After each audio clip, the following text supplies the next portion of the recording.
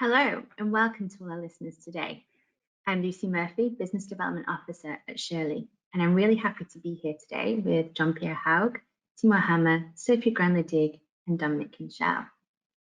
Today I'm talking to our panel of experts all about consumer safety within the field of textiles, and more precisely about consumer safety at its best, that being product stewardship with Standard 100 by OEKO-TEX. So we're asking the question, what goes into developing the standard and exactly how does it protect consumers and companies? Now more than ever for consumers, due to the current situation surrounding the COVID-19 pandemic, their own safety is of vital importance. There's a new awareness in society and the topic is more relevant than ever. Therefore, the textile industry must also recognise this development and reconcile with it. So what can be done to bring safety to the forefront within the textile industry? What goes into developing the standard and exactly how does it protect consumers and companies? This will be explained by my guests today. And before we start, I'd like to invite you to each briefly introduce yourselves. Jean-Pierre? Oh, thank you, Lucy. Yeah, hello, everybody. My name is Jean-Pierre Haug, and I work as a Group COO in textile Group in Zurich, Switzerland. From education, I'm holding a master degree in chemistry from ETH in Zurich, where I also did my PhD. And immediately after I have finished my PhD on the topic of chemical sensors, I joined TEX. This was actually my first engagement in the professional world. I was there the first employee of the analytical chemistry department, which was just founded. And just 1 month after I joined, TEX would also join the OEKO-TEX Association, which has just published their first version of Standard 100 in 1992, just a few months before I joined it. So I have quite a bit of experience in Standard 100 and OEKO-TEX, almost 30 years now. And during my work time, I've also been engaged in the development of the other products of OEKO-TEX, such as the STEP standard, Eco Passport, Made in Green, and so on and so on. During my professional career, I was also a few years engaged as the Secretary General of OEKO-TEX. But this was a double job at that time, TEX and OEKO-TEX, and this was a bit too much. So I decided 5 years ago approximately to concentrate again more on the business on TEX and handed over the secretary to Georg Dinger, who is still in place as Secretary General of OEKO-TEX. Yeah, I'm glad to be part of this panel, and I hope I can give you during this almost an hour, perhaps some impact, some ideas, some information on what we have thought, why we have made it, and so on. Thanks a lot. Thanks, Jean-Pierre. And Timo?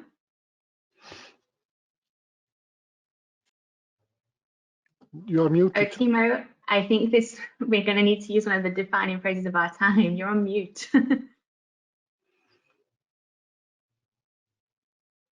Or maybe you're not. Do you hear me now? We do. I'm sorry. Sorry.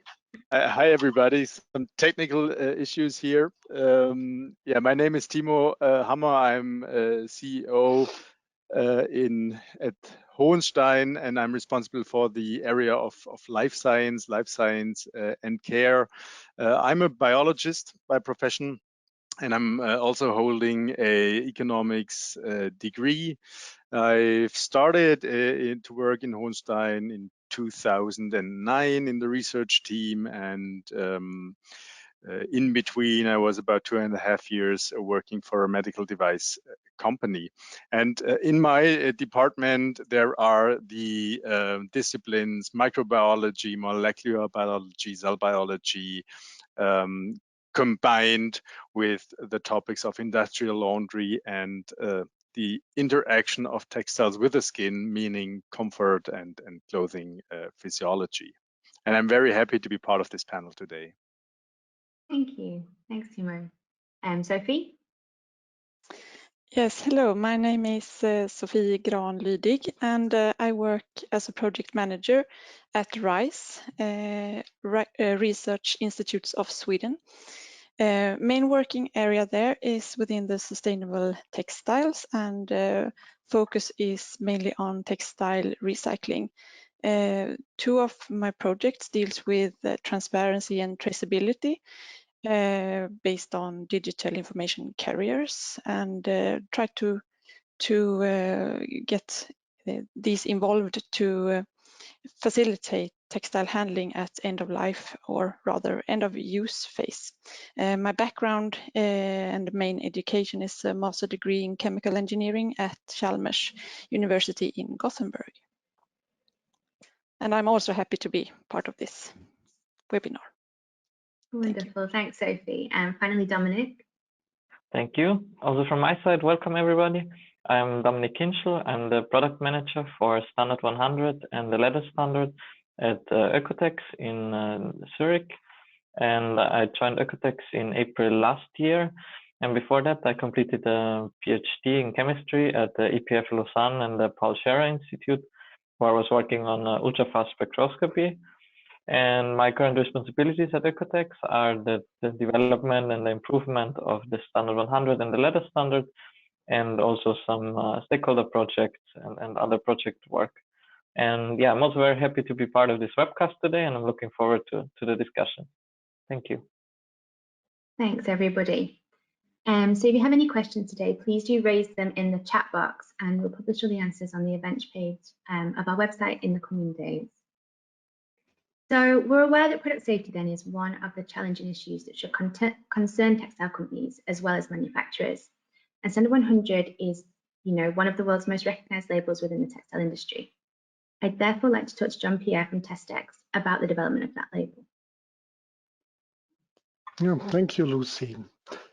Thanks, Jean-Pierre. Yeah, if we're going back to the history of OEKO-TEX, actually, starting point of the whole development has to be found in the mid of the 80s of last millennium or last century. Actually, that's what at that point media starts firstly to report about chemicals which are used for the processing of textiles, which may harm the health of the end user. And yeah, actually the roots of Standard 100 can be found actually in Vienna, in Austria. There was the OETI, the Austrian Textile Research Institute, and actually that general manager of that, Professor Herzog at the time, who passed away unfortunately already some years ago, he said, "Oh, I'm already an old man, and I'm not suffering from any negative impact from the clothing I'm wearing each day, so it must not be that critical with the textiles." But nevertheless, the public discussion about the negative impact continues, and then he thought, oh, perhaps it's a good idea to offer something for the industry that they can show that their textiles are really not harmful for the end user and the consumer. And he has invented something he has called, and now listen very carefully, the Austrian Textile Norm 100. Yeah, you can you already see that. hear something, which we are still using today, the Standard 100. And approximately at the same time, the Hohenstein Institute in Germany also invented something, or try to provide a solution for the industry, and they also developed a system called Hohenstein ECO-Check. Both systems lived there for some years, not very successful. And I think both general managers, Professor Herzog and Professor Meckels from the Hohenstein Institute, actually the father of the nowadays general manager of the Hohenstein Institute, I think they met sometime at some point and have discussed their problems. And at that time, they have decided, let's join forces and let's found the OEKO-TEX Association. Let's look for new members to make it an international initiative. And let's call the combined requirements of Austrian Textile Standard 100 and the Hohenstein OEKO-TEX. Let's make the OEKO-TEX Standard 100 out of that. And yeah, they were quite successful. During 1 year, they could rise the number of members up to 14, I guess, something like that, all across Europe. And it's worthwhile that it is really was the first initiative who was really dealing with those kind of problems. And you have also faced the fact that legislation at that time was very poor in respect of consumer protection from textiles. I remember Japan has something very small about formaldehyde, and in many countries there were just a very general requirement that textiles should not be harmful to end users, but there were no strict rules. Nobody told exactly what has to be respected when textiles are produced. And this was really the starting point of what's still going on since almost 30 years now. Wonderful. So a really exciting label then for you to have been involved in founding. And as you touched on in your introduction, you know, you've worked on that label for many, many years, most of your professional career. So you must have seen a lot of change and development over the years. And I wonder, what has Standard 100 changed, and are there any innovations, and really importantly, looking to the future then as well, where are we headed? As actually this is not a single step. This is a step. These are various steps which developed or evolved over the time. First instance, it was really a tool to protect the end user from negative impacts from the textiles. And after the Standard 100 was put in place, very soon also Germany was here a very important driving force. First legislations appeared also which are dealing with the same problems. I think the first rule or the first law that was put in place was a law that was restricting dyestuffs, which could release some carcinogenic amines, the so-called banned dyestuffs. Notably, they appeared, I think, in 1995 or something like that. They have been part of Standard 100 since the beginning, so we have already had some experience with that. In the next period of 10 to 15 years approximately, so to the 90s, beginning of the new millennium, the rules from legislation steadily growed. There were more and more put in place. Ending up at the situation nowadays where we have REACH, where there are a lot of restrictions, and we have substance of very high concern, which needs some communication along the supply chain and on request also to the end user. And definitely the consumer protection was actually the first mover here. First from Standard 100, then also from legislation. Companies that were already certified according to Standard 100 have had the big advantage that they have always been ahead of legal development. So they could actually simply continue. They don't have to adjust any of their production systems because we have also taken care of that. In the second decade of the millennium, another big wave came to the textile industry, and this was dealing more about environmental protection. Yeah, and all of you may remember detox campaign of Greenpeace. This is most probably the most prominent or the most successful campaign from an NGO, which was really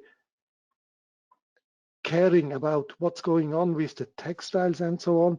And this has also had some impact on OEKO-TEX, obviously. We have also developed the step standard, actually dealing with production conditions at the production site. And we have also developed, next to the Annex 4, which has more the focus on consumer safety, the Annex 6, where we are able also to detect some residues or some leftovers on textiles from improper textile production conditions to use for not wanted chemicals, for example, such as the alkylphenol, ethoxylates, and so on. You always find some residues, and if you find them on the textile, you can draw some conclusion to the production conditions out of that.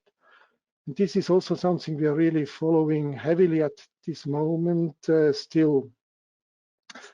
But the story of bringing forward standard or OEKO-TEX as a general is still not over. We have various initiatives also existing, such as ZTHC. We have the Sustainable Apparel Coalition, SAC, with their HIG index. Actually, we try always to develop our tools that they serve the most as possible for our customers, the textile companies, so that they are also in line with other requirements. Now, this is what was occupying us very much during the last years, and is still we are still involved in that. And we have also enlarged our product portfolio that we can also look to chemicals which are directly coming into the textile supply chain, because if you are able to solve a problem already at the source, and source may also be the chemical industry, then it's always cheaper if you solve it there than at the end of the supply chain, where it's perhaps even not possible to remove a dye stuff which were used and which is not correct. Sure. Other important topics which we are dealing right now, and they are a bit covered by the next speakers, I guess. This is about organic or GMO, which is some importance, and especially also if you are talking about circular economy, the use of recycled material. And recycled material compared to virgin material is always a bit different, because the material has a longer history, and therefore may also have other problems associated with that. Yeah, thank you. That was interesting. So we've heard then about its history and the background and the development of Standard 100.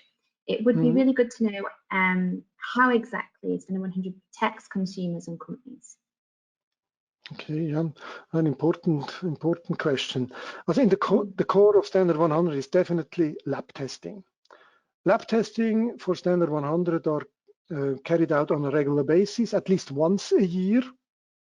The applicant sends us material, well-selected material, and these are going to the lab and are extensively tested based on information the applicant could also provide.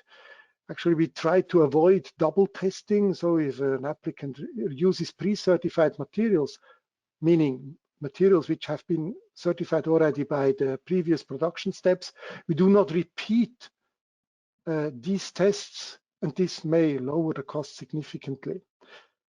However, when we detect that, when we have evidence that something is fishy or not okay, then we do also carry out tests during the runtime of a certificate to check whether everything is okay. Further tests can also be carried out without knowledge of the certificate holder. We call them product control tests. There are actually different sources where we can sample those materials. This is one possibility, is the shelf in a shop where we find an OEKO-TEX label attached to a good. Another thing might be if somebody's handing or using pre-certified materials, as explained before. We also ask there for some samples, and this could also be checked to check whether the supplier is still compliant with the regulations. Or what can also be done, we also visit the customers regularly, and when we draw their it might be possible that we draw their samples during that site visit directly from production and take it to the lab. Actually, these product controls are normally free of charge for the end users and are covered actually by the certification fee, which he has to pay also. Another important piece of the quality control to ensure the security is the site visit, as I explained also. There we go visit the clients in a 3-year circle normally to check how is it really done at the company itself. And this is also something, and actually we are mainly focusing on checking whether the application form, what is given there, is really followed at the production site. But the application form anyhow is the most important piece of communication between applicant and certificate, because there he describes how he's really producing the facts. And as I told before, if he's using, let's say, only pre-certified material, we can even issue a certificate without carrying out any tests, Honestly speaking, this happens quite rarely, but in principle, that's possible. But everything that is pre-certified lowers the costs, and yeah, and that's how industry and end user benefits from our activities. Yeah, thank you, Jean-Pierre. That was a really interesting insight. We're going to continue the conversation now with Dr. Timo Hammer from Hohenstein. Hi, Timo. Hi. So we've just heard from Jean-Pierre that Standard 100 is always evolving, and there's obviously a lot of constant innovation. One of the latest developments in GMO cotton testing is the goal being to provide as much transparency for the end consumer as possible in that area. Can you give us first an overview here of what GMO really is and why there's even a GMO test for cotton at all?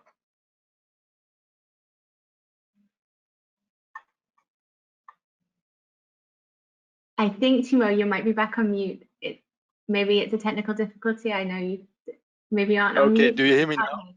We can hear you now. Thank you. Sorry, you were gone. Obviously, I have some issues here. So okay, I'm doing my best. I have some green columns now, which means the sound is good. So I try to be as quick as possible. The challenges from working at home. Yeah, I'm sorry. Yeah, so in principle, genetically modified cotton plants are used since decades, and they are widely established in the market. For example, in India, it's about 97% of all cotton grown is genetically modified. And the idea behind that was to increase the yield of the cotton plant and to reduce pesticide use. So that was the basic idea. And in general, genetic modifications in general are nothing bad.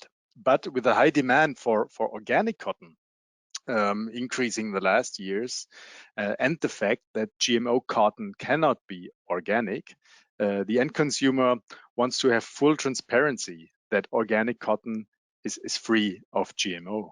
So a long time, the challenge was that there were no suitable detection technologies in the lab to detect GMO cotton from raw cotton, but also from processed cotton or even from final goods. So Hohenstein invested a lot of work years into that topic, and the molecular biologists developed a GMO detection method for cotton and also for processed cotton samples. So for the very first time, there was a reliable proof there for the absence of GMO in cotton products, which is now possible. So this gives clear evidence, yes or no. And I think so. Therefore, the OEKO-TEX community decided to require an obligate GMO lab test for the Standard 100 for organic cotton products to achieve full transparency. Wonderful. I'm actually told that there's reportedly more GMO cotton in circulation than there is actually genuinely produced in the world. So certainly important then that we're able to have this scientific measure that provides some certainty and some confidence. A really exciting topic, and of course it's very complex. Could you briefly guide us through the testing process? What actually happens? What steps do you perform in the lab? And also, are there any limits in the test that you're faced with? Sure. So in the very first step, the cotton product, may it be a raw material or even a final good, is mechanically crushed into small pieces, and then the DNA is extracted. In the second step, this DNA is purified and prepared for the analysis. So we are first of all aiming to the cotton plant DNA, and we take it out and we prepare it for the analysis. And then in the third step, we run a qPCR analysis. So most of you might have heard now of PCR testing for the COVID virus. And it's a similar method, just targeting the cotton DNA and especially the GMO parts in the cotton DNA. So whenever there is genetic modification in a plant, there are certain gene sequences inserted into the natural DNA, and we are targeting those. So we can tell if they are present or not. So the result in the end is quite clear: yes or no GMO content in the sample. And as I think you asked about the limits as well. Well, the current method is qualitative. So it gives us a clear yes/no result, which is very good, but it does not tell us how much GMO content is in the sample. Yeah, so a small drawback there. Certainly an interesting insight. I've seen that test before we performed at our lab in Shirley, and it really is very, very exciting to see how this topic develops in the future. Can you give us a little insight then maybe into what's being worked on at the moment with regards to Standard 100? What do you think needs to happen and what needs to be improved? In short, maybe what are the next steps? In my opinion, the next step should be a more detailed analysis of the GMO positive samples. So in my opinion, it's not only detecting it and giving the result to the producer. In my opinion, we need to achieve full transparency and give the producer also an idea of how to optimize the process. It would be highly beneficial to know the quantitative GMO content, because thus the producer knows where in the process the intended or unintended blending of GMO cotton with organic cotton takes place. I think this is very important, one for the transparency, but two for the producer to optimize the process. So we are therefore here in Hohenstein working hard on next level GMO testing, which will allow quantitative analysis. In addition to that, we still have the challenge that in very few samples in final goods, so if we go shopping and we take these organic cotton goods and do the GMO test, in few samples we have the challenge that the DNA extraction is not possible. So we do not get enough DNA out of the sample. I think another approach for optimizing the methodology should be optimization of the DNA isolation from final cotton goods, and we already have some projects running on that. Thank you, Timo. Really interesting. You're welcome. So after having just heard about the subject of GMO then and about further developments of Standard 100, one of the latest features is that it's now possible to have recycled materials certified in Standard 100. To talk about this and to continue this conversation, I'd like to welcome Sophie from RISE. Hi, Sophie. Thank you. So, Sophie, recycling is such an important topic right now among consumers, and the subject of textile recycling is omnipresent really within the industry. Can you briefly just take us through the topic in general and what makes recycling such an important subject, and maybe also what are the challenges that arise when we look at recycling textiles? Yeah, recycling is important because recent mapping studies of textile consumption indicates the demand of virgin textile fibers will not decrease during the coming years, but instead continue to increase. And this mainly depends on a growing middle class in some of the world's largest and fastest growing economies. It's a way for them to buy new clothes or new home textiles, and it's an easy way to show that they have raised their prosperity. And also the planet has, as we all know, limited resources and could not be much further exploited without devastating consequences. So therefore recycled textile fibers are considered as one possible way forward in the search for new textile fibers. Textile materials recycling is, however, not available in any large commercial scale yet, and this mainly refers to chemical recycling technologies.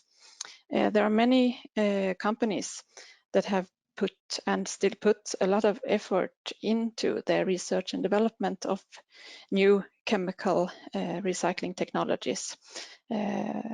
And many of them have succeeded to a certain extent, but still in rather small scale. When it comes to mechanical recycling, there are some more large-scale actors available at the market, but the outcome from those are quite unusable for new apparel and home textiles, since the sorting is very poor for the moment. There is no sorting and classification into pure material streams, so based on, for example, fiber content, colors, etc. So in the mechanical treatment, everything is more or less put in one box and shredded, and what comes out is a grayish brown mixed fraction, which could perhaps fit into insulation products or stuffing, things like that. So based on this, there are very many challenges, and they need to be solved in parallel. So the lack of large-scale automated sorting facilities to handle this massive textile resource stream is one, and this sorting process is not easily done, since the textile products are often very highly complex and consist of multi-fiber blends, dye stuffs, and finishing processes. And also the textile value chains are highly complex and quite often non-transparent, which makes it difficult to retrieve the correct and required information for the recycling processes.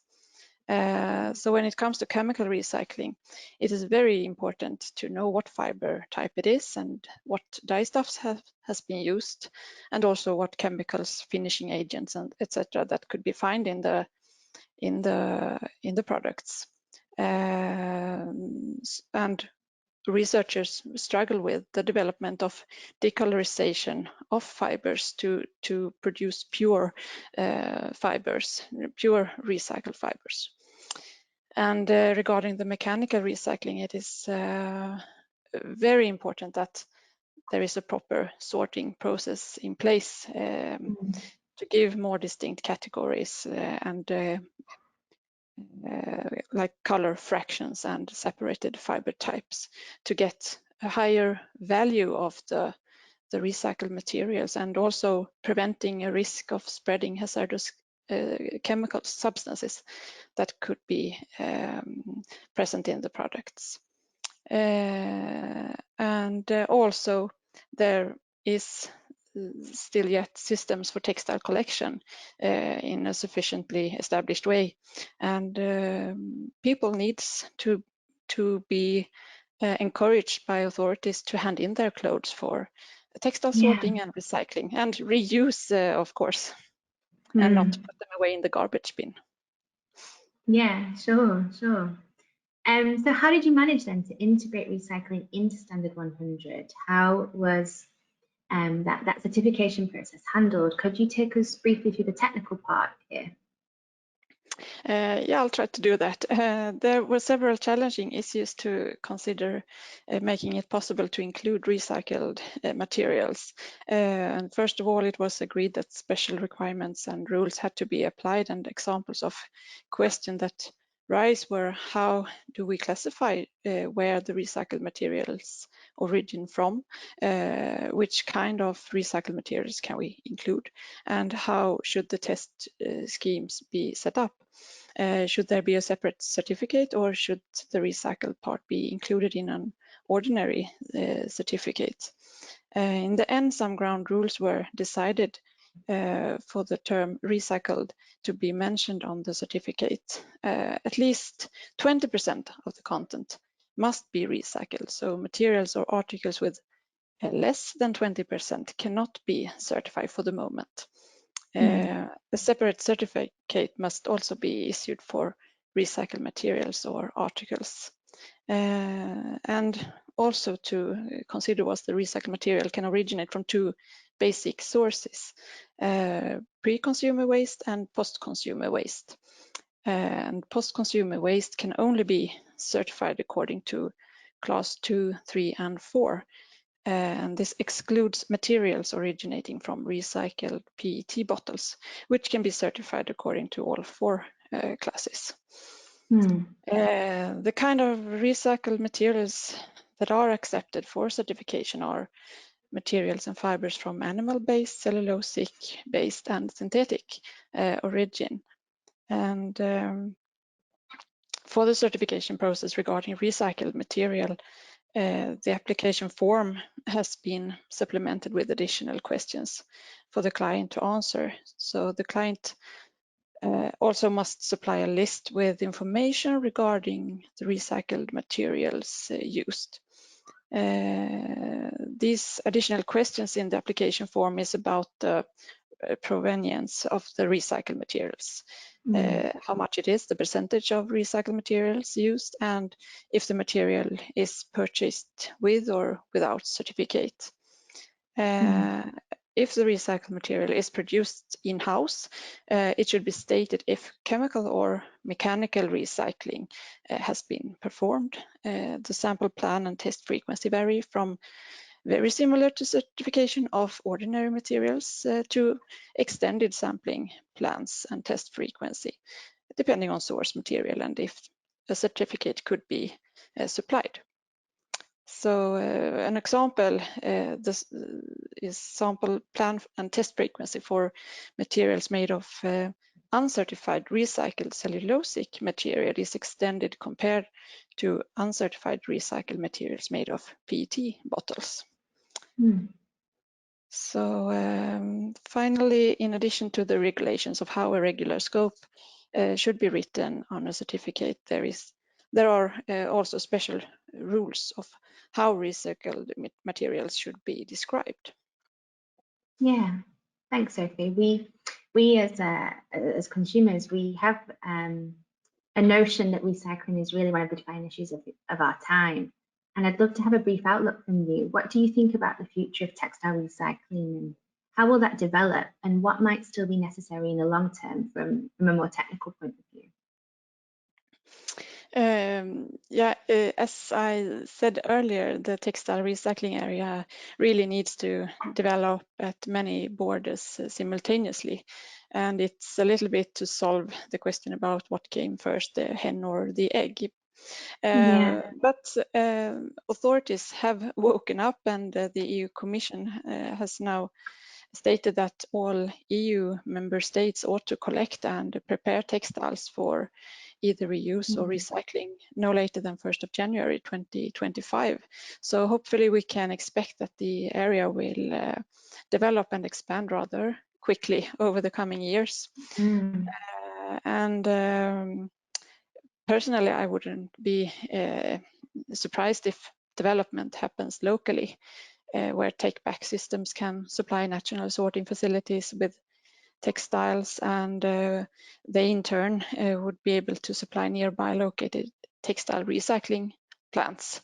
As we all know, local production give rise to less environmental impact compared to production located overseas, and which includes transportation, often using fossil fuels, for example. And also there are initiatives ongoing to investigate the use of digital information carriers, if that could be a possible facilitator to improve and get the textile sorting more efficient. And this has also been highlighted by a communication at EU level, and to gain more circular economy through the textile value chains. There is also standardization work that needs to be performed and has actually started. So since it's a global industry, we need to have or reach a common language for all these technical terms regarding the recycling industry. And I also believe that a combination of various technologies will be needed. For example, sorting technologies could be done with optical sensors and for the material level, and in combination with digital information technologies such as RFID, NFC, or QR codes. Also, it is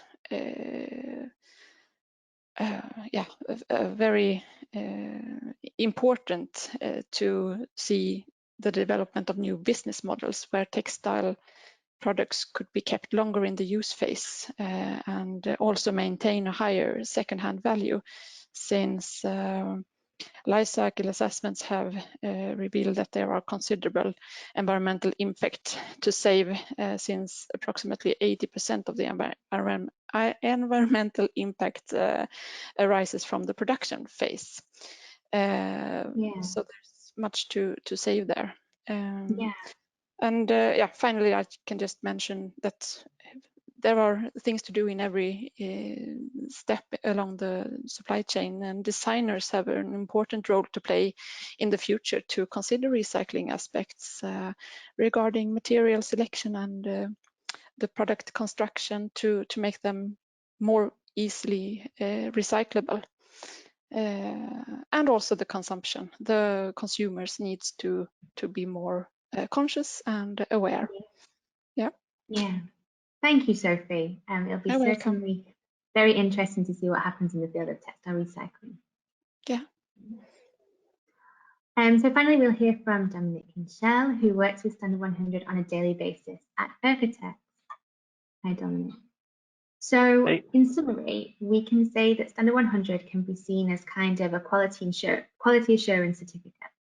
And if we look towards the entire supply chain and we look at that element of transparency here, what opportunities does a customer have with OEKO-TEX? Can you tell us a bit about the modular system and also what the advantages are for Standard 100 customers? Sure, thanks a lot. So I think the first crucial point is the fact that the Standard 100 as a modular system can be applied to any step in the supply chain. So if you think that I'm making shirts and the fabric that I buy from my supplier carries already a Standard 100 certificate, then when I apply for Standard 100 certification, the fabric doesn't need to be retested. So the test effort is reduced for myself, and this also reduces the costs, and I think helps in a nice way to spread responsibility and costs along the supply chain, and also find, as Jean-Pierre mentioned before, track the origin of income of bad chemicals early on in the supply chain. And for the second part, I would like to share my screen. Yeah, we have a slide showing that beyond that, also OEKO-TEX offers other certifications to cover a more holistic part of the whole textile and their supply chain industry. So if we start on the input control side, we have the Eco Passport, which is certification for process chemicals. Then on the process control, we have a STEP, which covers the certification of textile producing facilities and checks them for environmental standards and social standards, and chemical management, and many more. It's a very holistic approach. And then on the right side, you can see the output control, I think, which with the most prominent is the Standard 100, but also the leather standard and the Made in Green. And Made in Green here can be achieved by a combination of Standard 100 or leather certificate.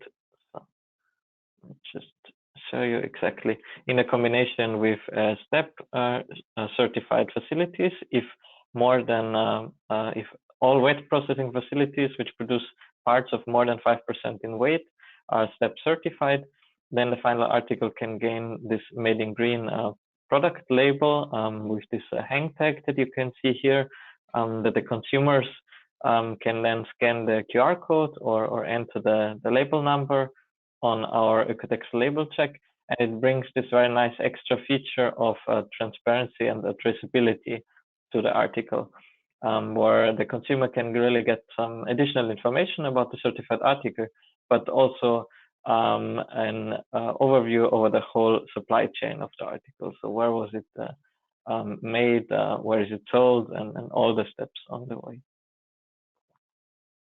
Thank you.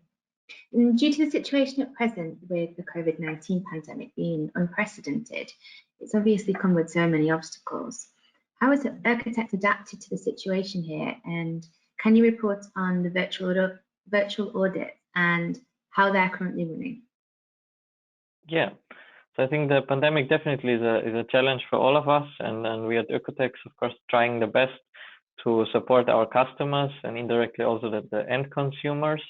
And as you mentioned, we made a quick transition to virtual audits at the beginning of the pandemic for our existing customers, which was very well received and is running very smooth and good so far. It's also highly appreciated because, of course, with all these travel restrictions and pandemic measures in different countries, it's impossible to visit the factory or the clients in person. So I think this is a great help and aid to get all together through this pandemic. And in addition, OEKO-TEX also waived its certification fee for mouth and nose mask certificates, as they have proven an really important and useful measure against the pandemic. And this is kind of our way of supporting the fight against COVID-19, and hope that things will get better soon. Yeah, sure. Thanks, Dominic. So we can see then that the task of the textile industry is really to be able to evidence the necessary safety element, because ultimately the health of the consumer is above all.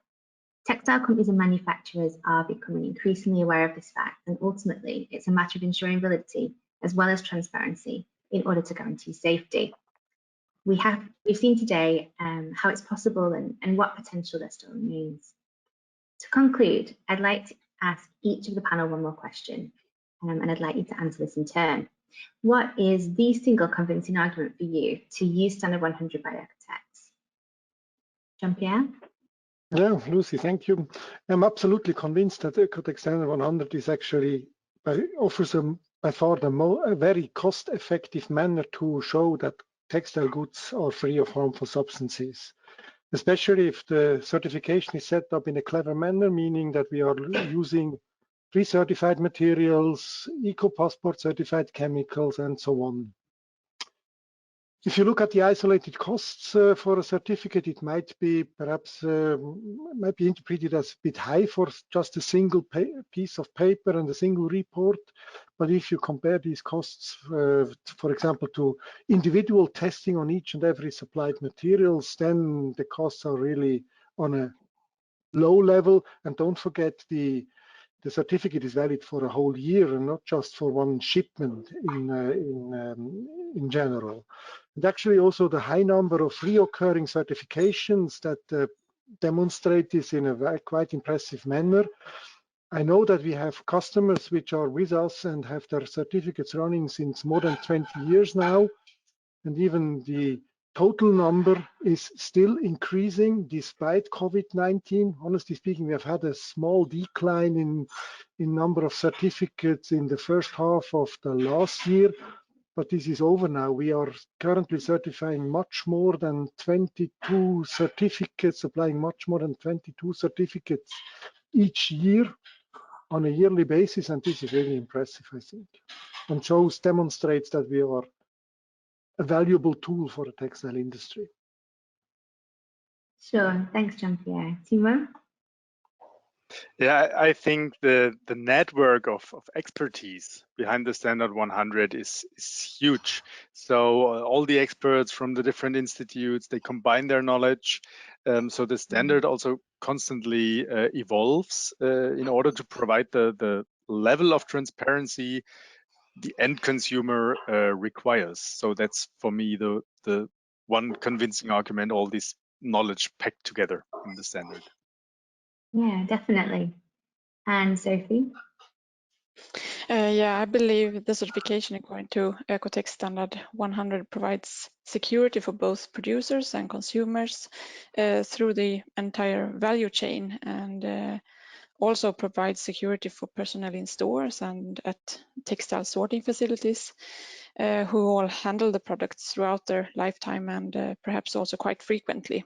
And everyone who in one way or the other handles the products must be able to feel confident that materials and products do not contain hazardous chemicals, which will ensure both a good and safe working environment and user face. Sure, thanks, Sophie. And finally, Dominic. Thank you. So for me, the one unique strength of the Standard 100 by OEKO-TEX is, I think, in its unique combination with the other OEKO-TEX standards, like STEP to form together the Made in Green product label, which really goes beyond consumer safety and environmental friendly production, and also enables the transparent supply chain for the end consumer. Yeah, thank you all. Some really key ideas there about certification playing a really important role in evidencing and communicating transparency as well as safety. I'd like to thank the wonderful panel of guests that have joined me today, Jean-Pierre, Timo, Sophie, and Dominic. And I'd like to thank you all at home or wherever you may be for listening in. I hope it's been really interesting and insightful. If you have any questions, you can of course contact your own OEKO-TEX Institute, but for any questions that were posted in the chat during the webinar today, you'll find the answers on the events page of the OEKO-TEX website in the coming days. Thanks again, everybody, and take care. Thank you. Thank you. Bye-bye.